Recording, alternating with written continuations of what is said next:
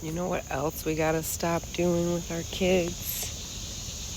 Is forcing them to give people a hug or something like that. We all have an inner knowing, a gut that lets us know if someone is safe or not. Children are very in tune until we fuck them up. And when they feel inside their body a resistance to someone and they don't want to hug them, and then we force them to, that's teaching them that not to trust that inner knowing. And that is what's wrong with most of us adults, is we don't listen to our inner knowing, our gut, our soul. And a lot of times when we ignore that, it gets us in trouble. So children, and we all have that innate when we're born. So I just think that's another thing we need to stop doing, is forcing our kids to give anyone a hug, or touch them, or sit on their lap, or do anything that they're uncomfortable with. We should allow them to have that space, even if you feel like it's disrespectful. Reframe your mind, because it's their body. And if they, for some reason, feel unsafe, for any reason, even if you know that person and they've been around that person their whole lives and there's no reason to feel unsafe, it doesn't fucking matter.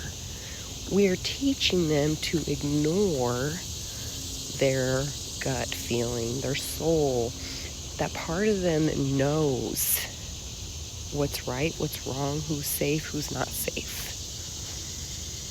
By the way, I'm in the woods and usually the mosquitoes are eating me like fucking crazy, and I thought I'd put one of these little mosquito bracelets on, which I buy them for my kids, but I've never actually put one on, so I didn't know if it would work or not, but I haven't got bit by any mosquitoes. Should I knock on some wood? But oh, I hear one right now in my ear. Anyways, off subject. So just think about that, you know, when someone comes over and you want them to give them a hug and it's your friend or relative or whatever, and you don't want to disrespect that relative, why don't we think about the child and how you're developing their brain and their senses, and how you're in control of their subconscious as an adult. And let's rethink that. So that's all. Our children are the future, and right now things are all fucked up and shitty, but there's hope if we can change. And change starts at home first with you. You have to be the change that you want to see. And is it easy? No. Think of how hard it is to change yourself. Like, really, really hard, even to change little habits. So it's right near impossible to change another person unless they want that for themselves. But I digress. Let's stop making our kids use their bodies, even if it's not inappropriate, it doesn't matter. Use their bodies in any way that they feel uncomfortable doing. Think of the message that we're sending to their brain, to their subconscious, to who they are as a person. That what they feel and what they desire doesn't matter, that they have to do what is expected of them, what keeps people happy.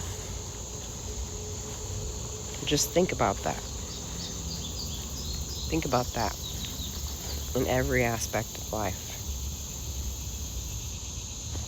It's a big, huge work raising a child. Like, you are responsible for them as an adult, as a child, you know? And people don't really understand how fragile the brain is as a child. Like, you are using your mirror neurons until you're like 7, I think. And therefore, they're almost in like a hypnotic state. And they just are really absorbing their environment, you, and everything. Sorry, I guess it doesn't work because I've had a couple mosquitoes land on me, but that one might have bit me. I don't know. I smacked it. So, anyways, big work, people. Let's treat it as such. You know? Stop putting our kids in front of a screen. Just throwing them somewhere. Like, let's get back to interactive parenting. Taking them out on bike rides or to the woods or playing the game outside, climbing trees, shit like that. All right, I digress again. Have a good day. Bye.